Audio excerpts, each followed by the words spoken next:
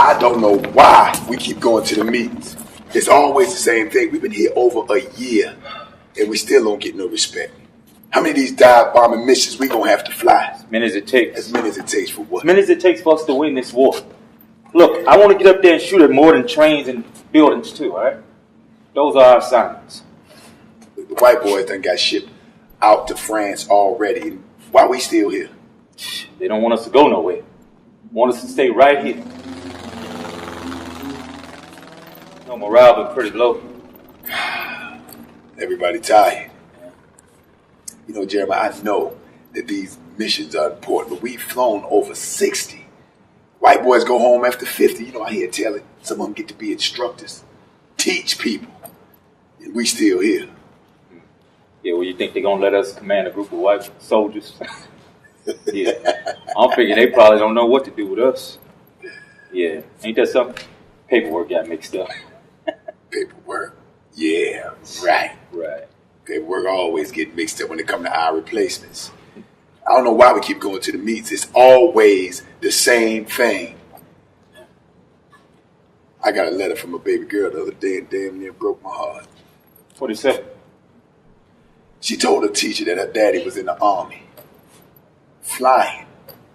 And the teacher and the students in the class laughed at her out loud, say, "Can't no Negro fly no plane."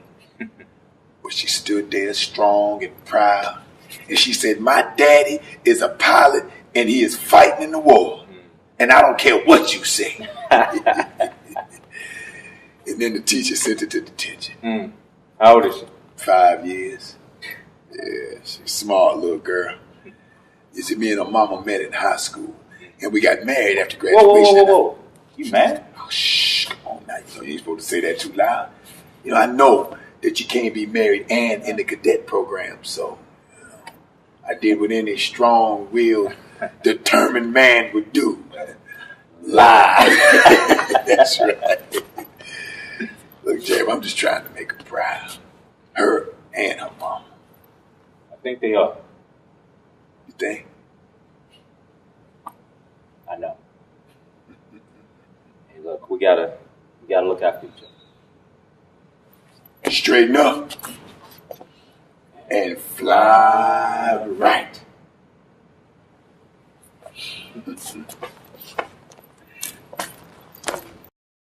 Hey there, this is Jay Jones with the LAR Streams Creative Current, and I am here with two of the special guests for today as well. I am with Derek Shaun. How you doing? And Antonio Charity, two of the very fine actors in the groundbreaking show, Black Angels Over Tuskegee. We just had an opportunity to talk with the writer and producer of the show, Layon, and one of the stars of the show, and founding members of the group, Tom Scott, as well. So we want to pick right up from the end of that conversation, gentlemen. How do you feel about being a part of such a groundbreaking show? Because obviously, this is more, like Tom and Layon said, than just a show. Mm-hmm. It's an experience. Yeah. Deshaun, how you feel? Well, it makes me feel proud to be able to give something back to the youth who may not know the story, and I feel that every time we do the show, it's an educational experience. Yeah. And so it means a lot more to me than a show. It's sort of like my chance to give them a part of history that they may not have ever known about or found out about. That's right. That's what I enjoy about it, just being able to give something back to them. Beautiful. And as an actor, do you get many opportunities to do that?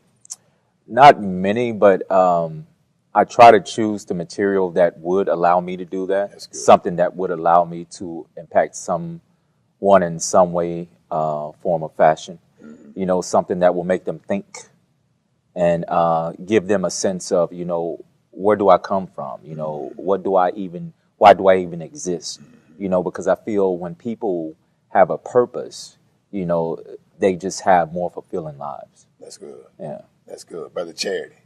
Yeah, well, I do the show for selfish reasons. Because it inspires me. Hey, it motivates me. That's a blessing. It encourages me. That's good. It uplifts me. Yeah. It's a show I could never get tired of doing. Yeah. And it's tremendously beneficial that the audience shares my enthusiasm. That's a blessing. But if they did not, I'd still be doing the show.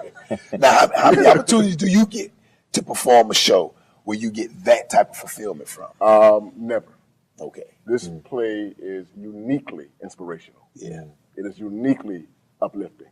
And I've done more theater than I can even remember. Yeah. I've done plays that I've forgotten.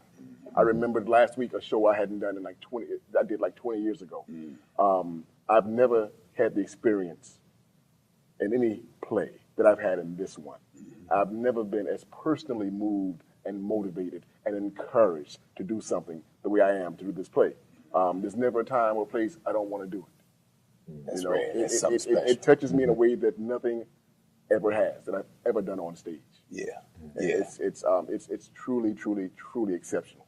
Now, what's the through line? You know, I do see that there's a passion when all of you speak, and I'll include myself in that, when we all speak about the Black Angels Over Tuskegee. But what is the passion and what's the through line that we all take from it? Or what do you think is the connective tissue that holds this thing together and keeps us wanting to do it and the people wanting to see it?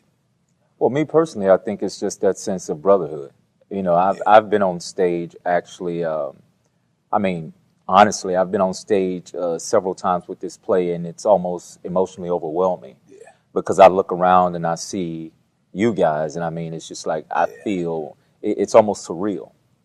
You know, good. That's a good observation. And there are times where it's never been about the lines. We were so in sync that this person knew exactly what this person, you know, how to connect the pieces, where there was never a moment of, like, sometimes you see a play and people are like, well, whose line is it? You know, was it my line? It's never been like that.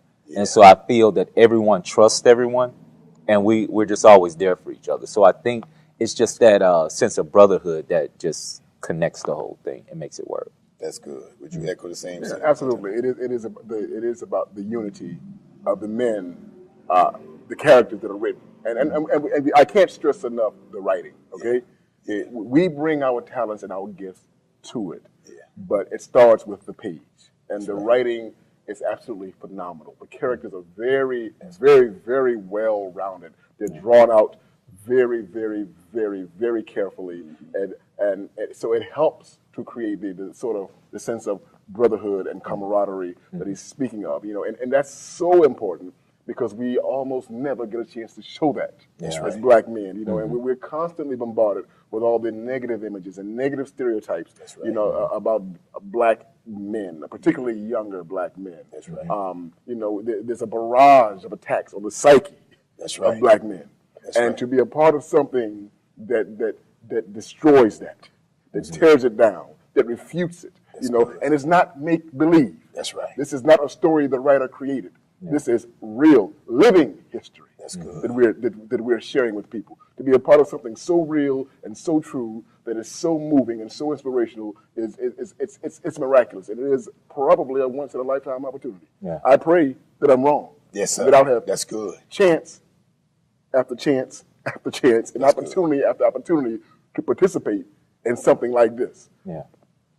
Maybe it'll happen again. Yeah. But until something else comes along, I'm going to ride this bus till the wheel falls off. That's beautiful. You know? That's beautiful. And I think that whole concept behind what you just said is a part of the restoration of a people. Because again, I think the key to restoring any type of health or wealth in the Black community has to start with the pride. And I believe that shows like this and performances and performers like you gentlemen, you know, are at like they say, the tip of the spear when it comes to restoring the pride of a people.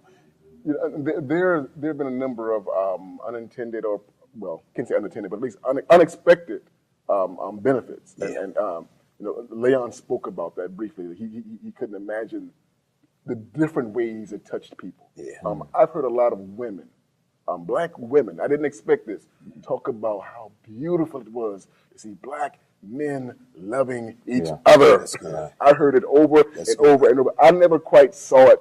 I mean, not in that exact particular way. But said, no, you men loved each other. You helped each other. That's right. When somebody was wrong, you corrected them. When somebody failed, you held them up. That's right. They said it's just to see that kind of image of men loving each other, being vulnerable, being sensitive to one another. It's unheard of. You don't even see a lot of that in real life. Absolutely. You know, that's a man thing.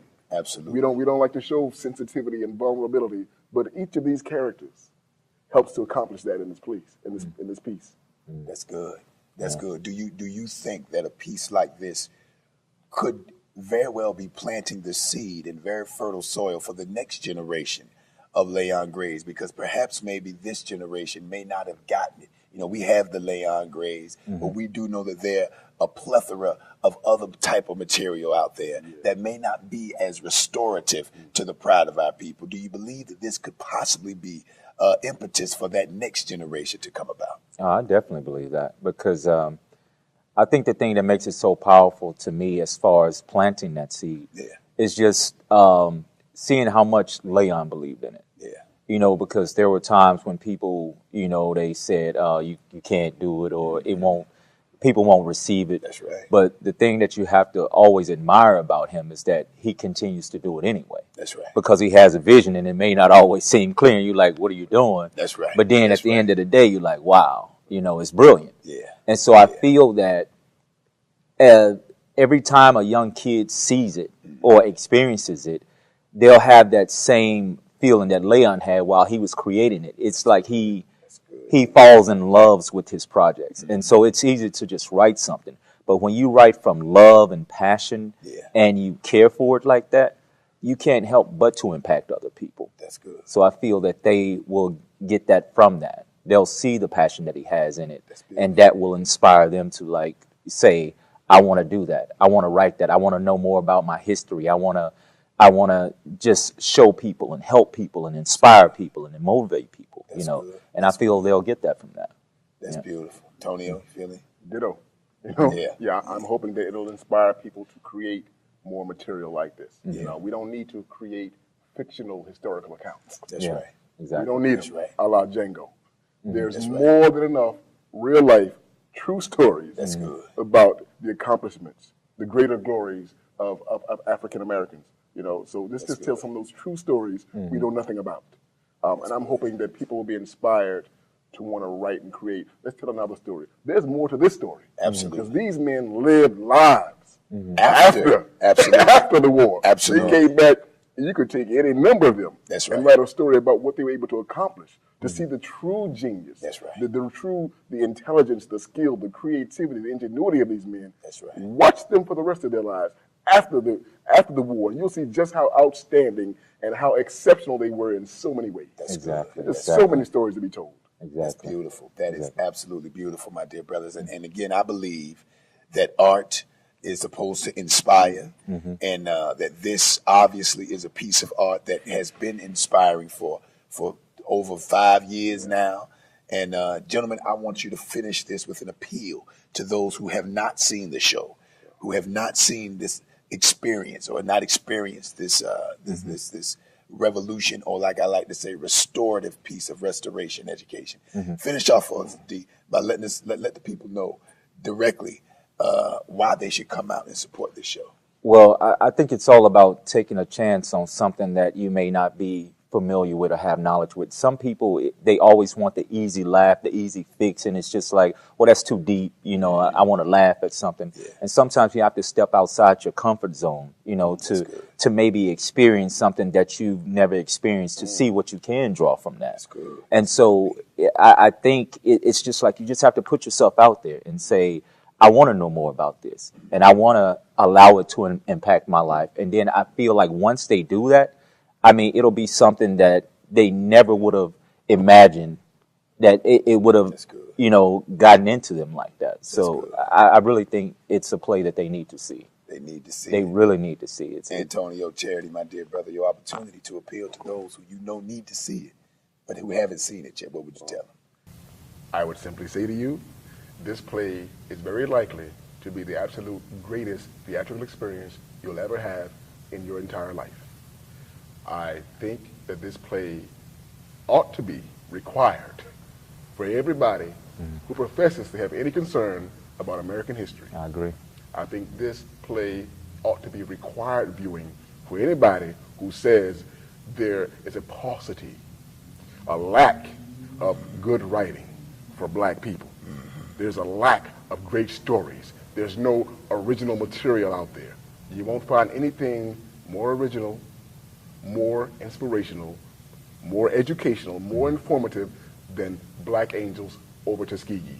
If you don't see it, and you see anybody who did see it, I promise you, you'll wish that you had. My name is Jay Jones. It has been an absolutely phenomenal opportunity to be here tonight in LA Art Stream's Creative Current with my very dear friends, very dear thespians, Brother Layon Gray, Brother Tom Scott, Brother Derek Shaun, and my dear brother Antonio Charity. Again, my name is Jay Jones, and thank you all so much for tuning in. Make sure you're at the theater. Don't meet me there.